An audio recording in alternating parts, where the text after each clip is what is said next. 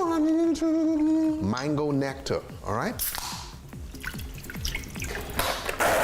Yeah. I can come in with a little click of good old food coloring. I can put a little bit of blue curacao in my base. You see? A little bit of blue curacao in my base. That guy is actually a friend in real life of Timothy Olyphant. I got my Hennessy, right? Then come in with a little straw on this side. And there you have it, the green Henny slush. Okay? Well, I think the black guy that played Bubba was in a bunch of those episodes too.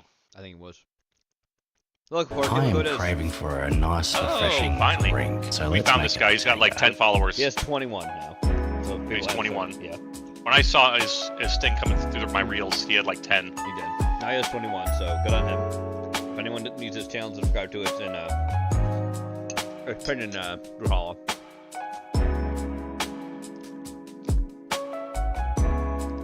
So I pinned it so I don't forget to play it one time. He hasn't made too many new videos recently, but we've had holidays and stuff, so I'm sure I'll put out some more. Nice. I like his blue cabinets. Now because I was short. Look at this. You want to start this off with a little bit of caramel syrup. Azúcar, a.k.a. sugar in English. Now grab my champagne glass. And I just go through. Can you not eat fucking cereal while I'm trying to drive, please? Beautiful. We grab this right here. Clinky clink. Also, Porky, you didn't read chat, but I'll say it to you in person. You're a shine. Bye. You're a shine. Now come behind that. Wow. With a little bit of apple juice. Also, I hope you enjoyed the fact that right? a crown. You all could see. A crown. Guys, you're not gonna find this at no bar, okay? So don't expect to go to the bar and be like, hey, crown apple. It's crown apple. Guys, you want to get 4 of these, all right? You can put 2 on a stick. You know the sneak candy? And there you have it. Crown apple mimosa, okay? Delicioso. Delicioso. Last video. Hot buttered rum with Bruce. All this mail was just dumped on my doorstep, and I don't even know this many people. Oh my God, look at this. Look at this. Look at this. Look at this.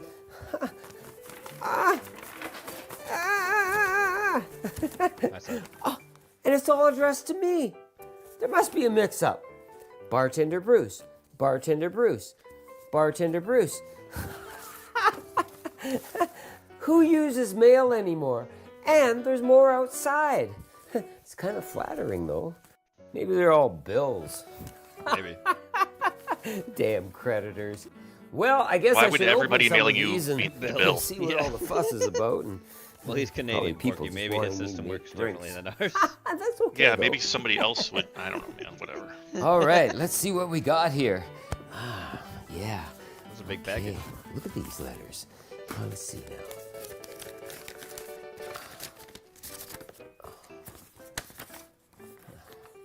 Bruce, we have your ex-wife. If you ever want to see her again, we demand. Yeah, right. Keep her. Well. Ooh, I got a package too. I didn't order anything. Oh, it's from Marilyn. That's Harry E's daughter. Let's see what she wrote. Okay. Oh, that's the wine guy, huh? Yes. Yeah, he lived to be like 100 and something years old, like 117 years old. Aloha, Bruce. Enclosed God, is a signed South picture Asian of Harry. Sweet. A cocktail book and some yardage. Yardage? Polynesians. Oh, so you can make your very own Hawaiian shirt. I've also included Harry's hot buttered rum recipe. Ooh, nice. It would make a wonderful Christmas drink. Yeah, it would. Well, let's see what she sent us here. Oh, there's the yardage. Sweet. Look at that. Look at that. Oh my God. I guess I gotta learn how to sew, eh? Isn't that beautiful? Oh my God. Is it a jacket or is it a Hawaiian shirt? That is it's really, just a really blanket. nice. Blanket, Could yeah. use it as a runner too, I guess. It's a yardage. Well, I there's know the- it actually isn't Hawaiian, but Here's the recipe book. Nice. I'm gonna have to study that a little later. And oh my goodness, there it is. it's a picture of Harry. Yep. This is the one he Oh my has. God. There he is. That's There's Harry. Harry E. Oh, that's Yep. nice. And he signed it to me. Oh, Aw. sweet. Oh, this is gonna make an awesome little addition to the Yeah, bar. I think he lived to like 117 Having Harry's years old. photo Like, there, fuck. and I think there was a. Oh yeah, there it is. The recipe. The recipe for his hot buttered rum. Sweet. Let's make a hot buttered rum.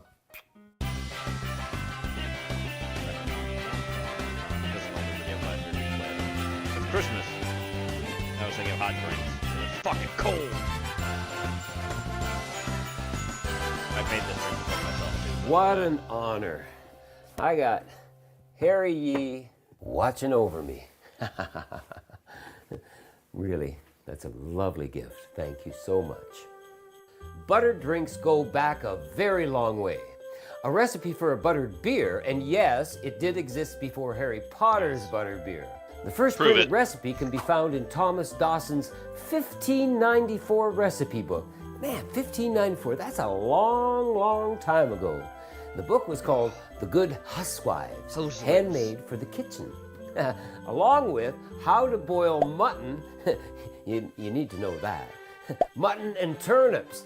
He instructs us to combine ale, spices, egg, sugar, and a whole lot of butter to make a hot buttered ale nog. Sounds kind of good, doesn't it? By the 1700s, hot milk punch was a must at any party. You see, homes were very poorly insulated in the 1700s, and without central heating, any added warmth was welcome. Silky and smooth, the hot milk punch rarely added butter. It was an optional thing. By the 1800s, Charles Dickens, in his novel Hard Times, wrote about Mr. Bounderby, suggesting to Mrs. Sparsit that she enjoy some scalding rum and butter to pick up her spirits. One of the first printed recipes for a buttered rum appears in Tom Bullock's 1917 recipe book, The Ideal Bartender. His recipe is pretty simple. In a tumbler, drop a lump of sugar and dissolve a little bit of hot water, and add 1 1/4 jiggers of rum, a piece of butter about the size of a walnut, and grate some nutmeg on top and serve. And then there's Harry Yee's recipe that I got from his daughter Marilyn. That's the one we'll be making today, with the addition of a couple things that I used to put in. Back in the 1980s, I made this delightful, warm, buttery cocktail in my Diablo bowl. But you could make it in a pot on the stove. Or just build it in your favorite mug. A lot of times, too, you'll find recipes that make a butter batter. It takes a little bit more time and work, but it's delicious, too. Basically, to make the batter, you beat the butter, sugar, and spices with a mixer until it's combined. And then you add maybe a tablespoon or so of the butter batter to the rum and the hot water. But when I've made them in the bar, I've just built them to order, right in the glass. It's the easiest way to do it. Okay, let's make a hot buttered rum. It's gonna taste good.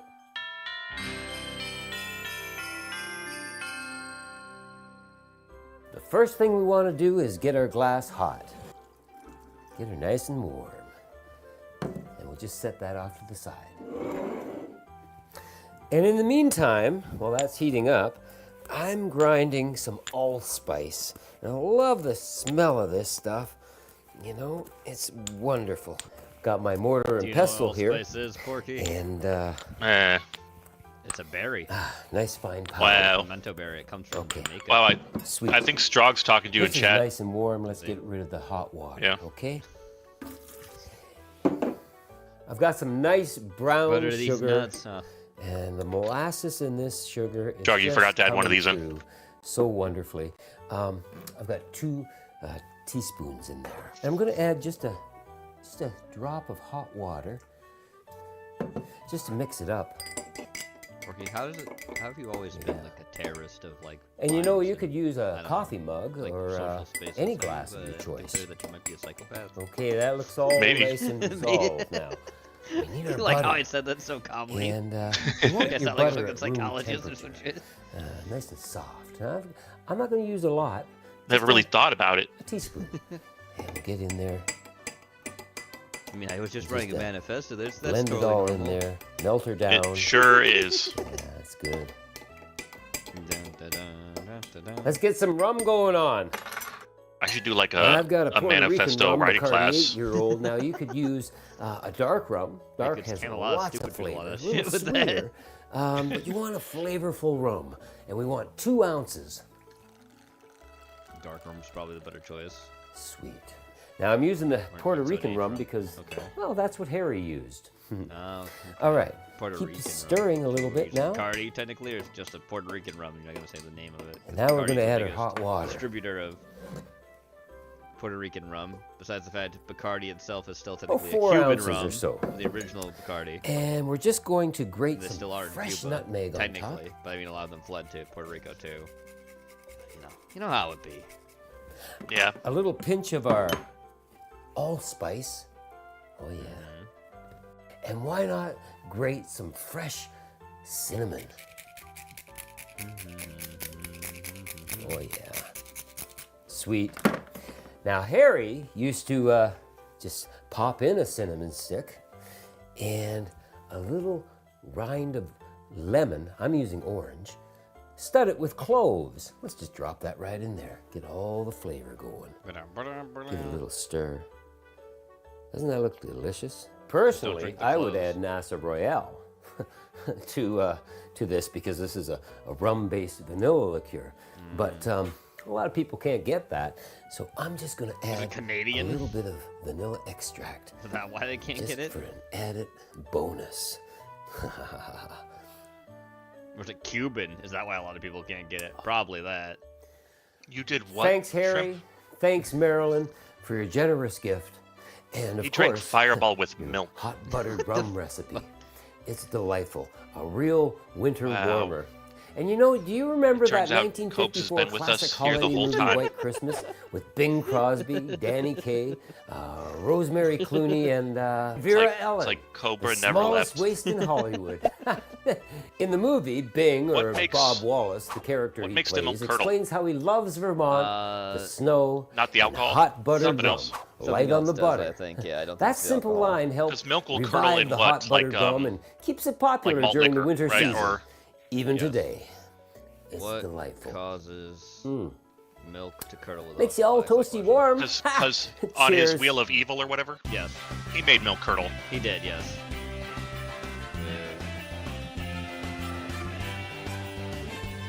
Milk to curdle. Let's see what it says. Any alcohol can curdle milk, especially those with high acidity from citrus and other acidic ingredients. The alcohol itself is not the primarily cause, but rather the acidity of the drink. Of course, he was doing majority milk with a little bit of. So yeah, it's the I'm acidity. thinking. Okay. They're treated by acid environments and the alcohol source of acidity. Drinks that contain acid ingredients milk. This includes cocktails with citrus, like whiskey sours, or even beer, which can be acidic. Sound effects by Bruce. Get your copy today. This I put it on a cassette for you. Nice, thanks, Bruce. Everybody. Here, listen to this though. Milk punch, that's what we're talking about in this video, is intentionally made to have curdled milk. It is made with milk, a spirit like brandy or rum, and acidic ingredients like citrus juice, which causes the milk to curdle and separate. The solids then strained out in the clear, clarified punch. Since you strain out the solids afterwards too, so technically you have that taste, but it won't have the exact because you strain it. So that's a thing too. So you don't get those big chunks in there. That's the whole thing of the milk punch. Yeah, eggnog never curdles. No, it doesn't either. And eggnog can be alcoholic too. But it's because whatever spirit they use is less acidic. Anyway. That's weird drinking eggnog warm with like rum in it. It I couldn't imagine drinking warm eggnog. Yeah, it's kind of odd. Anyway, thank you everybody for joining us tonight. Thank you, Porky, for joining me. Oh, thank you, Weeb, for coming on as a guest a few times when you were here. Don't forget the movie caption contest going on. Be sure to go in there and vote if you haven't done so. Movie picture and movie having going on as well. Be sure to go on the bank to get your stuff if you have, roles and things you got there, or do your work. That's how you get money. Besides just playing with the games, or just get money by just being active in the Discord. Tomorrow afternoon, Genova might be doing something for you guys. I'll be out shopping, like I usually do, grocery shopping and stuff like that. He may be around for that. I don't know if he will, for 100% sure. But join us back on Heretic Network at 9 for some Heretic Live. Wednesday will be Wednesday, my dudes. There'll definitely be something happening in the afternoon. I don't know exactly what yet, but obviously the Erie Hour is at 9 p.m. Eastern Standard Time. 9 as well. Something will probably be happening on Thursday. Don't know what, but just something. Keep your eyes up for that. And Friday will be Hell on Earth. So join us for the show at 8. All right, everybody. Thank you so much. Be sure to like the stream, and we will see you guys later. Have a good night, everyone. Bye-bye, everybody. Bye-bye. Love you guys so much. Bye-bye.